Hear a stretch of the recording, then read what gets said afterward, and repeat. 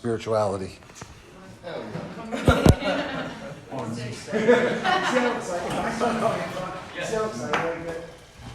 Joshua, Jeremy's gonna let one rip. We're gonna need him on.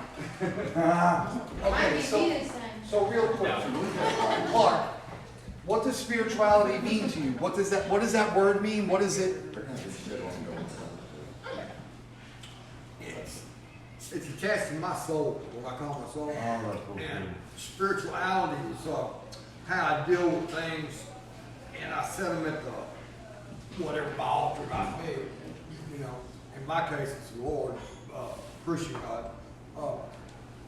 I set things at His altar, you know, and I wait for that feeling, for that touch. But it also means interaction with other people, and it's like when you do something good for somebody. You get good at it, you know, and it's a spiritual thing to me. That feeling, that concept. Yeah. Well, I think spirituality, like if we were to say like, it's the energy you bring into a room, right? Like what your spirituality is, like what, because I think it's energy. Your aura. Your aura, your energy, your spirit, if you will. Where does your spirit live? Inside. Where? In your heart, your soul. I think it's the heart. Right. I think it's the heart, right? Like I say all the time, like there's three parts to a human being. There's the mental, the physical, and the spiritual. It's great when you get them all clicking on all cylinders. Do you understand what I'm saying? Like when you're going through life, like, you know. Because like I was saying in last group, like the spiritual life in a nutshell means you give. Like, life's not about what I can get, it's about what I can give. And the crazy part about that is the more you give, the more you receive. And we're not talking about financial things, we're not talking about, like, we're just talking about... So those are deposits in your spiritual bank. Yeah, energy, love, whatever it is, yeah. Because here's the thing, like, remember what I was saying last group about having to live by your conscience, like living by your conscience. For the most part, we go about life kind of doing the right things, kind of because it's instinctual. I say all the time, I get kidney stones. Like if I was dropped to my knees right now because the kidney stones and then they hurt, I don't think any of you in here would hesitate to help me up to get to the nerve, right? Why? Is it because you like me? I don't think so, maybe. Because you're Yeah, in yeah, It's like the right You're thing in to pain. do. Oh, no, let her say it again. What'd you say? It's like the right thing to do. Like as a Yes. humility, humanity. Well, yeah, but that's what I mean. It's just the right, like we literally wouldn't even, nobody would sit there and have to justify or rationalize this kind of thing. No, do you understand what I'm saying? But the fucked up shit we do, we rationalize and justify it to skirt around the conscience so that we can live. You know, because here's the thing, guys, we are convinced that if we get what we want, we'll be happy. Right? Like I was saying in the last group, like that lady, like something was missing, she didn't know what it was. Because here's the thing. If you are a drug alcoholic, you're a spiritually driven person. You might not believe that, and I don't care. Maybe that's just my opinion. I know it's fact, but whatever. Spiritually minded people literally have the ability to feel the people around them. They can see the world as in need of repair. We see all the things in it that maybe a lot of other people don't see. They feel empathy and sympathy and love. Like this, that's what a spiritually minded person needs to be driven by love. Nothing in here is going to make you feel whole and complete and useful than doing what, like that lady said that thing, peace of mind comes from doing what you're supposed to do,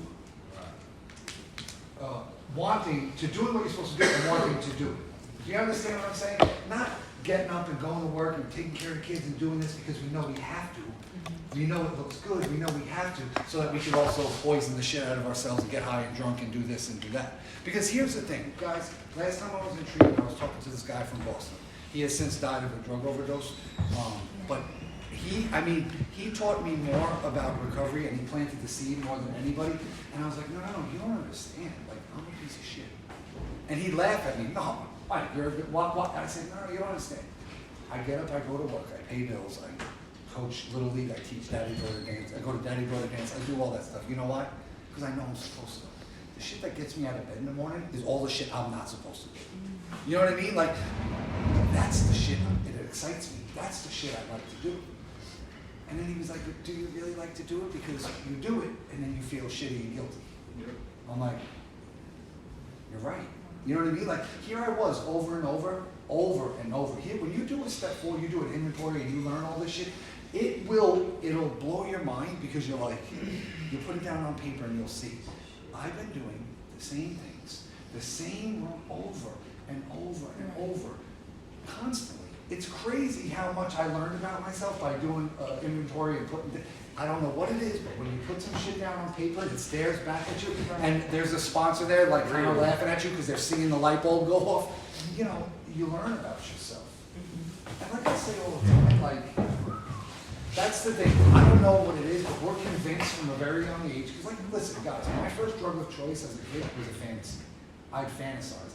I would literally sit there and go, when I get older, I'm gonna do whatever I want, when I want, and I'm not gonna, I don't care what anybody says, right? You know what I mean? Because like in the household I was in, like I felt pressure. And in the neighborhood I felt like, I grew up in the type of neighborhood you get punched in your face sometimes, even when you're doing all the right things.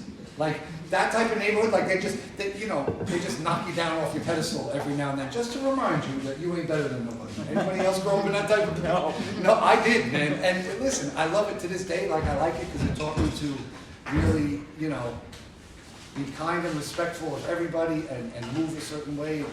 And that was the household I grew up in. I mean, I walked around on eggshells my whole entire life. So it was like, I just couldn't wait to be left alone. So I could do what I want, when I want. And I was convinced I'd be happy. And for a long time, that's what I did. And I did some cool shit in my time. There were times when I bounced and went on all sorts of vacations and did this and did that and had all these, spent a lot of money, bought all this shit, had fun, ran around, did all this shit. None of it was ever as good as it planned out. I had planned it out. Do you understand? Like, did you ever set a goal and be like, man, and then you get there and you're like, why is this not like, Kind of like, you know what I'm saying? There's no rainbow shining down kind on of like you. what we were talking about yesterday about the movies Yeah. and comedians and stuff like that. Well, that's what I was getting down to. Like, I want to talk about spirituality, but I also want to talk about perspective. Because this is a disease of perception. Our perception is completely off. 9 out of 10 things in our life could be going right, and the thing that's off is really fucking things up. Do you understand what I'm saying? Because we're just such anxious, nervous people that we're convinced that if all 10 things are going right, like I just said, everything would be great and we'd be good. It's just never like that. But when we're talking about spirituality, somebody else tell me what like their definition of spirituality is. No? Okay. For me, it's being in touch with the universe. Yes. Now, all right, so what do you mean by that? Being in touch, because I love it. Yeah. I just want to know what you mean by being in touch with the universe. What does that mean? It's believing that everything's going to be okay.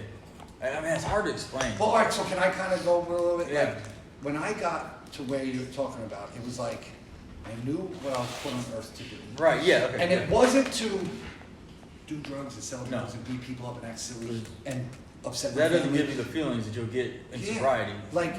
Like knowing like something like this right here, or the situation I was explaining to you guys the other day about the vet that I met. You know, like knowing I was put on earth to love people, to teach people, to help people, to reach people, to nurture people, to make them laugh, to be a part of this. Human beings as a race, family, friend, you know what I'm saying? Like all that, like it's all about love. That's what it's all about. We can't feel better than when we feel connected. And what does love look like? What does love look like to you? You're going next. Man. And listen, you don't have to explain everything. Just tell me, spending time with my wife. Happiness and Not life. my wife, yours.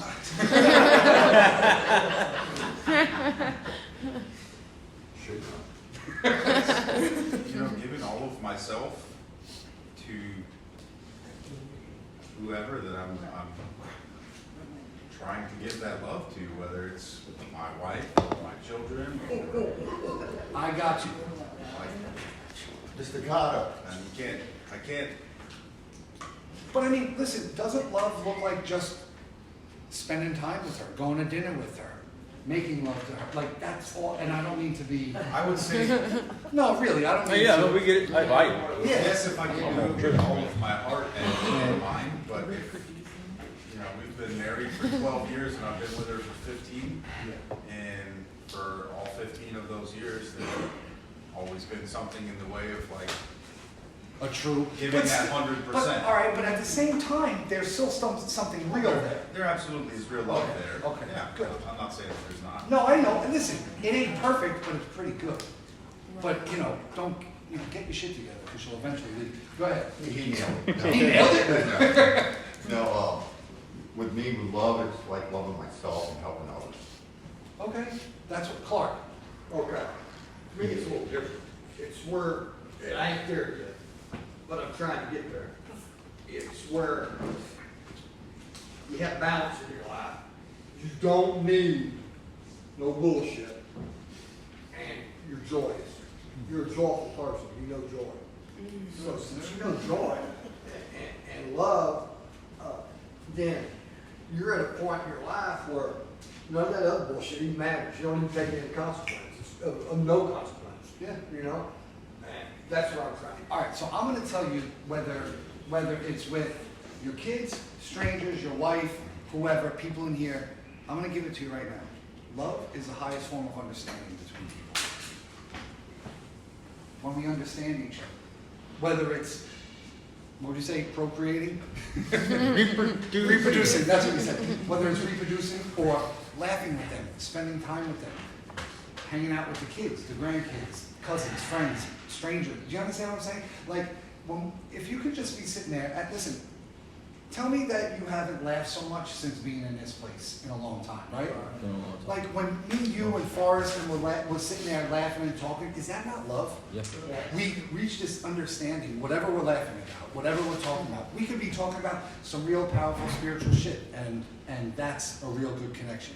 And we could be talking about some silly shit, and we're laughing, and that's love. We could be talking about sports, and we're just sitting there, and it's like, that's what matters. Yeah, that is a very Relationships. powerful connection. Very powerful connection. Now, here's the thing, what that lady was saying in her story, she said her development stopped when she became obsessed with self. She didn't say her development and her emotional growth and all that stopped when she started drinking. It's when she became obsessed with herself. What can I do for me to make myself feel better? I'm gonna set a goal, I'm gonna do this, I'm gonna do this. And what did she basically do? She kind of cut that out, right? She kind of cut the connection with other people out. What does Fred say? What does Fred say the opposite of addiction is? No, connection. Like not connection. No, he says something else because I've heard him say it. He says, he actually says because with addiction is isolation. And with recovery is community. Or, do you understand? Being part of a group and being part of this. You know why it's kind of hard for us to be part of a group? We are so insecure and self-conscious and worried about what people, who in here is not worried about what people say, think, or feel about them? You're not, Patrick? Oh, I know I am. Yeah, okay. I'm like, you do a pretty good job at, but no, but we are. And why are we so, here's the thing, it is something that we absolutely crave and need and has us operating on all cylinders when we're doing stuff like this. But we're so scared to be hurt and rejected and made fun of and talked about and embarrassed and excluded that we actually exclude ourselves. Yeah. How self-destructive is that? You know what I mean? But here's the thing. Why? Because we've been hurt. We've been, a lot of the times what happens is, like I was saying last week, how we're ultra-sensitive people, right? We're ultra-sensitive people and we've gone through things and we've been hurt. I mean, how many people in here sabotage relationships left and right? Right? How many people in here are those people that are like, man, this shit seems like it's going, like, you might not even see that shit pattern, but a lot of the times we somehow wind up with the same people over and over, do we not? And the same shit happens over and over. Gravitate to the same thing, it don't ever work. And Don't work, Yeah. do it anyway. You know it ain't gonna work. at the time we think it could possibly work. We figure every reason that it will. So I keep trying to stick on one thing and we just keep bouncing around here. That's But- alright, it's organic, man. Yeah, it's just flowing. But that's what, like, so what we were saying, Forrest, about being connected to the universe, kind of means being connected with, Fellas. because what it says in the big book that we now know our creator, I never knew what that meant until I knew what that meant. And that's when I say I know what I was put on earth for. Here's the thing, I do know, standing right here, what I was put on earth for. Just like I know what you were put on earth for. You're gonna have to learn that for yourself. Yeah. But you were put on earth to teach people, to reach people, to love people. Because here's the whole thing, like, most of us have been through some trauma, all of us have been through trauma, pain, some worse than others, some this. Addiction is a really messed up thing. It's a really powerful disease, it causes a lot of pain, it causes a lot of damage. When you get your shit together and you come up out of it, you automatically have a skill set. You automatically have something to offer a lot of people. You know what I mean? And believe me, when and if you do, if and when you do, you will feel compelled to help other people through it. You might not even feel like that sitting in the chair now. Because listen, I had a lady in Boston tell me, oh, Michael, you were made to help people, and you were this and you were that. And listen, I promise you, I laughed at her. I'm like, yeah, I cannot help myself. You think I can help people? Like, you're crazy. You know what I mean? I wasn't even thinking about ever helping anybody. You know why? Well, here's the thing. You know why? I had nothing to offer anybody. It wasn't until I actually, like, I got the job here. When I finally decided to stay in Texas, and, you know, I was at a meeting and I was saying, like, I want to get a job where I can kind of help people and do this and do that. I said, because this is the exact verbiage I used. I know I can make sense to people that want to be made sense to. I know I can. And then I somehow got a job here a week or two later. Never asked for it, like, not never asked for it, but like, never seen it, never nothing, you know what I mean? And then I was working here for a year and I left because, surprise, surprise, like this doesn't pay enough to pay bills, you know what I mean? Like, and I had, you know, I need insurance and a 401k and all that other stuff. And it was like I wasn't here for a year, and like I just got to the point where I was like, I remember praying, like, man, I wish, I need to help more people. Like, God, please open the door so I could help more people. And then he used to be the program director here. I just bump into him one day as I'm coming out of the gym. And he's like, hey, you want to come back? I'm like, yeah, fuck yeah, I do. And he's like, all right, man, this, that. And I was like, no. I'm not leaving my other job. I want to do, well, we want you there full time, man. You're really good for the community and this and that. And I'm like, well, thank you. You know, we want you there full time. And I said, listen. And let me think about it for a couple of days. I'll let you know my schedule. And that's why I set my schedule up like this: Monday, Wednesday, Thursday, and Saturday. I'm never gone for too long. You know what I mean? Like, even though I'm only here about 27, 28 hours a week, I'm still here 4 days. Do you understand what I'm saying? And that's why it's like really important to me, because it's like, I found my younger brother dead of an overdose. I found the godfather to my youngest daughter dead of an overdose twice. The first time he was aspirating, he wasn't breathing. And cleared that shit out of his lungs and got him to breathe again, and he was okay. And then a month later, I found him, and he was still breathing, so I thought he was okay, but he had been brain dead, and he was just kind of breathing out of a, like, involuntary muscle thing. Yeah. So it's like, I take this thing so seriously. You know, I don't want anybody in here, like, my brother dying left a huge hole in my family. My cousin, my first cousin died of an overdose. My aunt family, you know what I mean? Like, this shit, and you know, here's the thing, a lot of times, a lot of you, just people that drink, you're gonna go, well, you know, shit, that's what you get for doing drugs, or, you know, with drugs comes that possibility. But guys, how many near misses? How many near misses have people had? How many times you wind up in the hospital? How many near wrecks? How many, I mean, Right. we are playing with fire. We are playing with fire. And you don't have to live like that. Like I was saying in last week, like, man, love yourself enough to invest some time and work into yourself. You will not regret it. I mean, we all know, like, does anybody believe in the law of attraction? No? Okay. Law of attraction? Yeah. What you get, what you put out there, you receive, right? I mean, karma, whatever you want to call it. You reap what you sow. You reap what you sow. Does anybody in here not believe that? I believe that. I mean, dude, you don't believe it? I believe it. Well, Oh, wait, you were no. raising your hand. I was asking questions and you were raising your hand. You don't believe it, okay. No, I'm asking you. What? Here. No, wait. I'm so lost, I'm so, You don't wait what you said? I don't know. I don't know where we're at. Do you believe in the law of attraction? Yeah, Yes, I believe. You get what you put in. what? Go ahead. You get what you put in. Yeah, pretty much. I mean, do you not believe that? And listen, that's okay. Listen, here's the thing. That's okay if you don't. I was completely under the impression that, like, I would be able to scam and hustle and skirt my way through life. You know what I mean? Give just enough. Like, that was, listen, I wanted to give just Enough. just a little bit more than enough. You know what I'm saying? I'm not the bare minimum guy, but just a little bit more. You know what I mean? I'm not gonna put a huge effort into it. Yeah, listen, I promise you guys this, the only thing I ever put 100% into was this.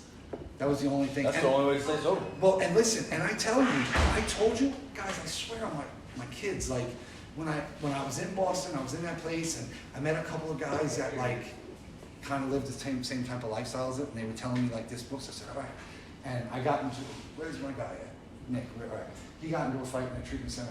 I got into a fight in a treatment center and got kicked out, and I needed to have emergency surgery. So here's the thing, I wound up in Texas, and I just made the decision, while I'm in Texas, I'll do every single thing I possibly can. And when it don't work, I can at least tell everybody I tried my hardest. Do you understand? Like, I never thought, listen, guys, who in here really believes you could be happy being sober? Oh yeah. Well, I don't count you, and I don't count you, because you guys have already been there. I'm talking about, you believe that. See, listen, you're more, Happy is the moment. see, you're more advanced than me, because if you were to ask me while I was in treatment, Michael, you think you could be happy being sober? I'd say not in a million fucking years. Listen, I've been two ways my entire life. I've been okay, and I've been sober. I've never been okay being sober. Am I the only one? I was new to it. It's true. That's what, listen. I'm sober, but I wasn't happy with what's going on. Listen, I'm ready to choke some, guys, chill. I'm ready to choke somebody because I am ready to choke somebody because they breathe too loud. Guys, please, guys. I'm just saying, no, I don't know what it feels like. Well, I'm asking, and, like, let's be real about this. If we were okay being sober, wouldn't we have stayed sober the other 1,000 times we've quit? It says in the book that we go on a spree, we detox, we get clean, and we go through life, and we get restless, irritable, discontented, until we have another drink. Right. See, that was me. See, here's the thing with me, Clark, right? I could go to treatment, I could get out, and I could get 6 months. And man, if you would have asked me during those 6 months, like any time during the, hey, how you doing? I'd be like, I'm fine, how are you? Man, I wasn't fine. I was holding on by the seat of my pants, because here's the thing, guys, here's the real truth. I never wanted to be sober. I wanted to stop getting high and fucking shit up and upsetting my family and, you know what I mean? And hating myself. But I never wanted to be sober, because sober is miserable. That's what I equate being sober to miserable to. But that's why I do this, because all I did was what that book said and what some other people told me. And I've been happier than I ever have been in the last 4.5 years of my life. 4 years. The first year was rough. First year. You put work in. What? Put work in. Yeah. And listen, and I was the type, listen, like I said, I put it 100% in, and I try to put 100% in all the time, because I don't ever want to slide backwards. I don't, like I was saying to you guys this the other day, I don't ever want to be sitting in your seat, because I don't think I'll be able to climb up out of that hole again. It's hard. So, being connected to the universe, knowing what you create, like, if you could really look at it and know, like, I was put on earth to be selfless and not selfish. Like, that whole perspective shift. Like, because, like, someone,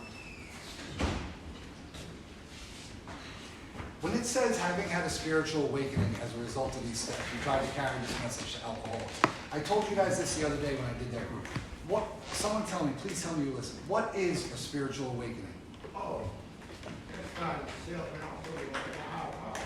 No. I'm talking about my spiritual awakening was finding who I really was. Yeah. And how. Okay, so you know what, and you're right, and I didn't mean to shake you off right away, but like, when I say spiritual awakening, or even a revelation, Right. or even something, like a spiritual awakening is when when your spirit awakens to a completely different perspective.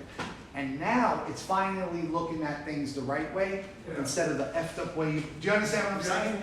Because we've all, And your listen, thinking starts to well, change. we've all had these before in a lot of other areas. Like, who in here got broken up with or cheated or dumped by somebody and they thought their world was over, they were never gonna be happy again? Oh, yeah. Okay, and then a few months goes by, and you're like, that was the best thing that ever happened to me. There. Do you know, your spirit has awakened to a completely different perspective, and now you're looking at things completely different. The way you should have been looking at it the whole time, right? Like, man, he was no, or she was no good anyway, man, she did this. You know what I mean? Right. That's what happens when you work the steps. Happy being sober. I told you, the spiritual awakening, when the obsessions are the spiritual awakening you're looking for, because I couldn't picture my life without drugs. And now I can't picture it with it. Okay? And that, listen, let's be real. That should have been the way I looked at my whole life, right? Like, I shouldn't have been like driving with my 6 and 8-year-old with like 250 grams of heroin in me. You know what I mean? Like, and here's the thing, great idea at the time, right? Because, you know, I needed to bust some moves and do this and do that. Like, now when I look back on it, I'm like, I can't, I mean, let me tell you something. I'd have been all over the news again. Yeah. I've been all over the, yeah, for the second time. You know, no drug dealer, yeah, great. You know what I mean? Like, dad of the year. Yeah. You know what I'm saying? At the time, seemed like a great idea. At the time, I mean, the only way you could have talked me out of it, if you'd been like, Mike, I'll do it for you. I'm like, cool, you go. Bail you out. No, I won't. You know what I mean? Like, I wouldn't even let you go. You know my point is, like, here, you know, this thing is about, this whole thing, this program, the 12 steps, it's just trying to get you aligned with how you're supposed to be living your entire life. What you're doing is not working. Joey, give me something, baby. You look down today. Not feeling good? Yeah. Okay. I didn't even pick on you like that. No. I need something. Someone give me something to keep going. Man, just talk about I got you. Hey, what's your name, buddy? This is Nick, by the way. Nick. I'm Forrest. He's new. Hey, listen, there's one thing I love about this treatment center. Ever since I worked here, and every group I've ever seen, this one especially, they always make new people feel welcome. Absolutely. Yeah. Remember what it was like coming into, you know, you come into a group like this, like I was saying before, how we all crave connection and want to be a part of, and want to be liked and accepted. You come into a situation like this and you see everybody gelled and having a good time, and it's like, oh. So we're glad to have you. All right. Thank you. You got 30 minutes, buddy. No, I don't. 15. Let you guys go a little sooner. Okay. Let's change the subject. Change the subject to what, man? I'm just see. Here's the thing. You know what the funny thing is like I could talk about this shit all day. I don't even want to talk about the drug and alcohol. That's not the problem. You know what I'm saying? Not the problem. They were trying to. I got a question. Yeah. When did you notice the change in the things we Oh, I know this somewhere between month 5 and 6. Don't know what day it was, but here's the thing. I never got a 24-hour chip, and I never got my first 4 months. I didn't get my first 4 month chips. Never got it because I wasn't going to go up there and get a 60-day chip and then have to get a 30-day chip. Do you understand what I'm saying? And then So fear kept you from going up there. not even fear, but it was just, maybe, but at the same time, skepticism. You know what I'm saying? Because here's the whole thing. That whole time, I really was giving it my all. Do you understand what I'm saying? Like, I'm sharing as honestly and open in meetings as I possibly can. You know what I mean? Like, when I tell you, like, when I dove into the book, like, I only had to read that book once to think, to know that it might know something that I don't. You know what I mean? Like, I only read it once, and there were things that, like, to this day, I can remember when it said the alcohol goes through the family like a tornado. Because the first time I read it, I said, shit, I'm that tornado. And then I said, my mother was that tornado. She was worse. You know what I mean? Like, this is the stuff, you know, when it talked about having, you know, most alcoholics have to be pretty badly mangled. They have to be beaten into a state of reasonableness.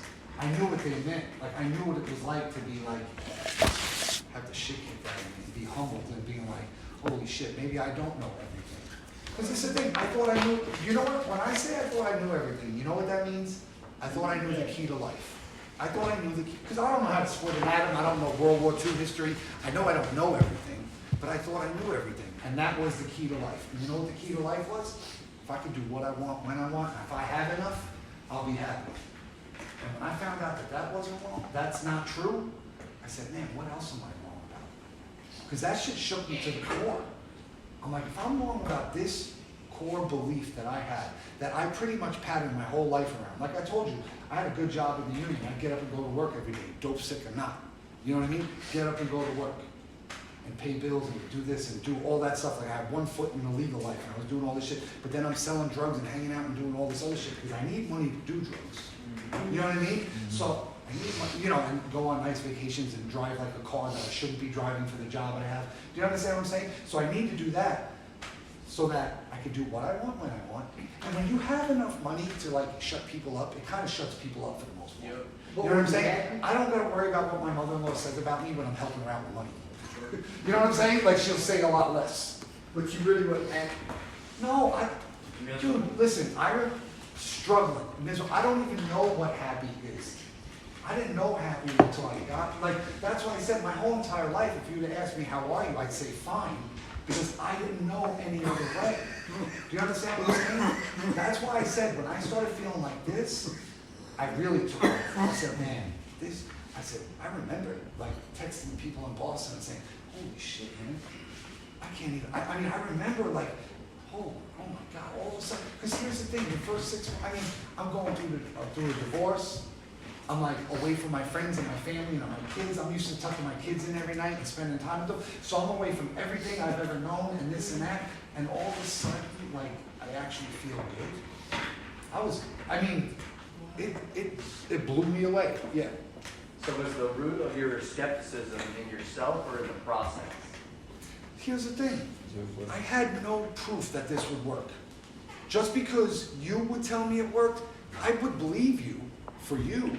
But this ain't gonna work for me, because I've tried to be sober. I've tried to, do you understand what I'm saying? Yeah. But I never, like it says in chapter 5, I never completely gave myself to this program.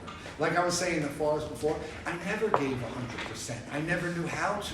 And here's the thing, at the time I thought I was. You know what I thought 100% was? I was going to meetings? I was going to a meeting every single day though. I wasn't going like twice a week going, man, this shit ain't working. I was going every single day at 6 o'clock in the morning before work. And I was talking to a sponsor, and I was doing this, and I was doing that, but it was just like, you know, it wasn't enough. Like, I wasn't reading a book every chance I get. I wasn't listening to, you know, recovery speakers every single night before I went to bed. Man, that shit saved my life more than any, like, not more than anything, just as much as everything else. Every single night, I listen to Cocaine Anonymous, or Heroin Anonymous, or AA speakers. Every single night, I listen to somebody who, like, was completely destroyed, gave themselves to this, and then boom, and they just, the happiness they talk about, like just the freedom they talk about, like it inspired me. It really did. It gave me just enough to get through the next day.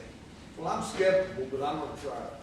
Well, here's Ain't nothing else work. Well, see, Clark, that's the attitude I'd love for people to have. I don't even want you to believe me, because I know it's hard to believe something that isn't tangible and you can't touch.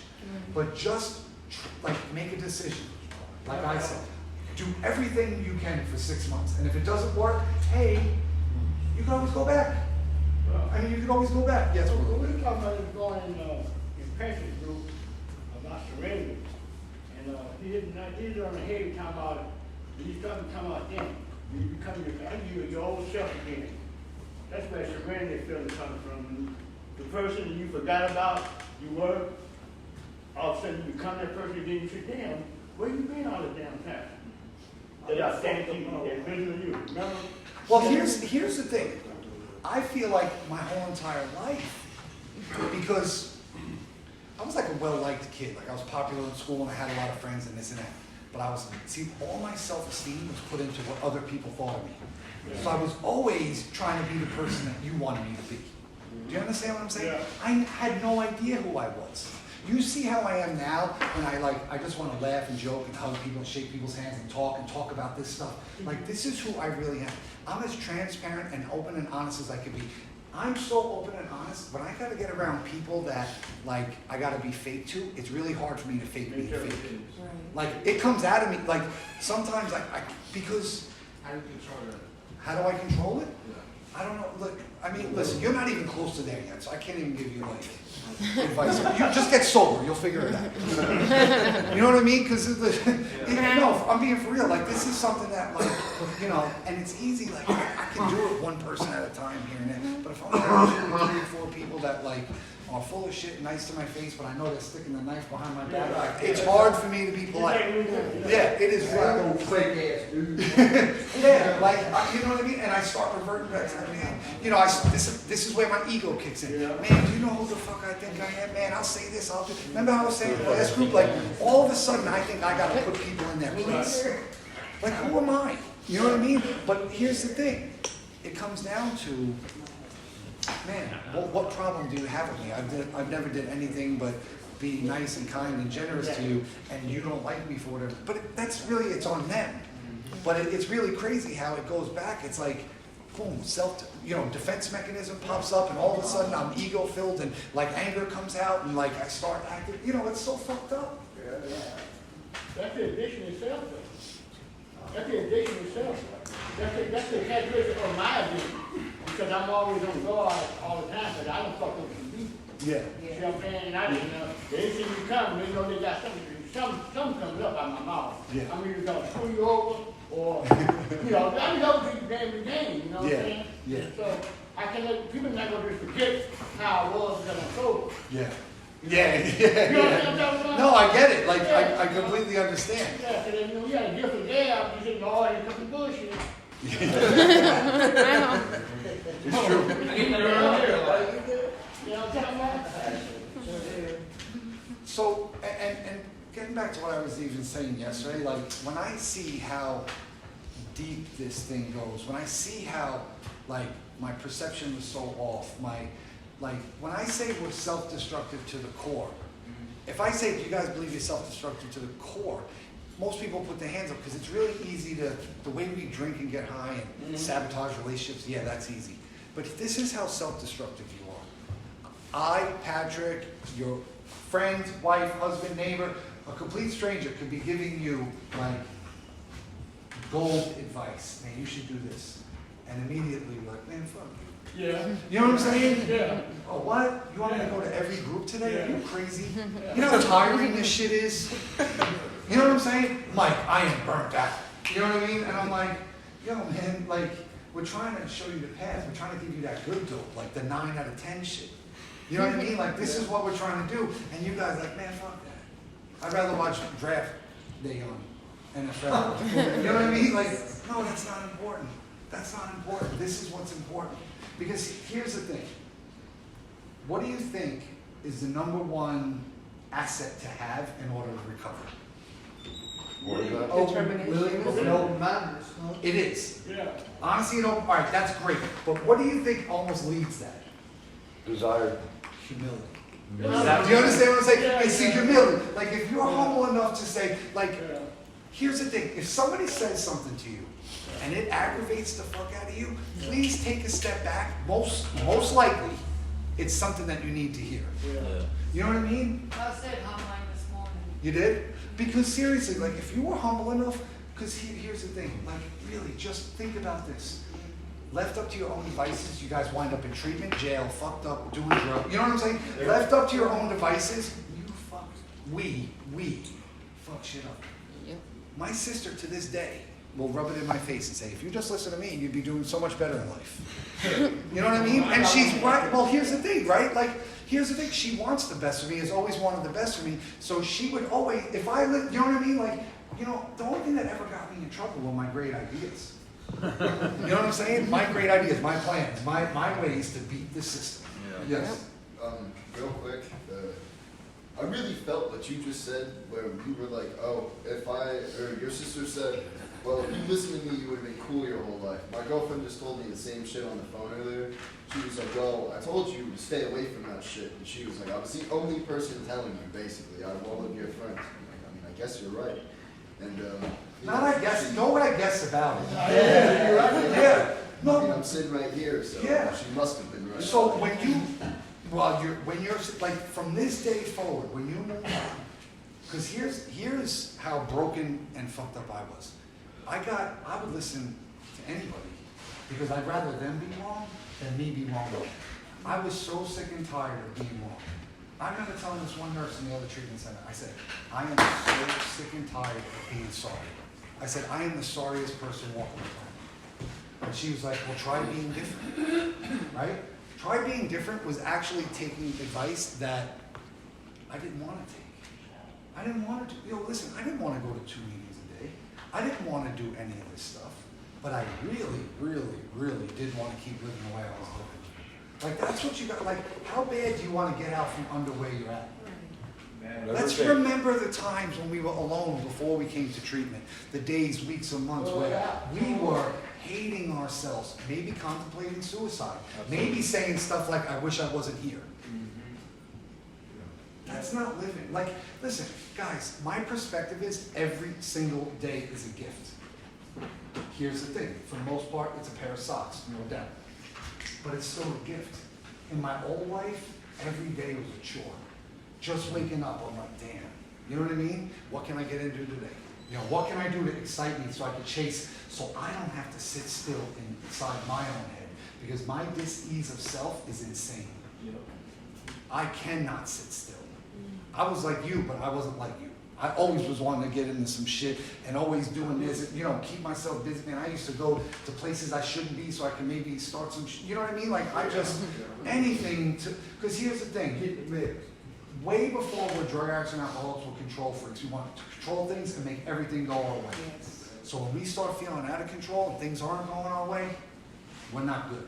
We are spiraling quick.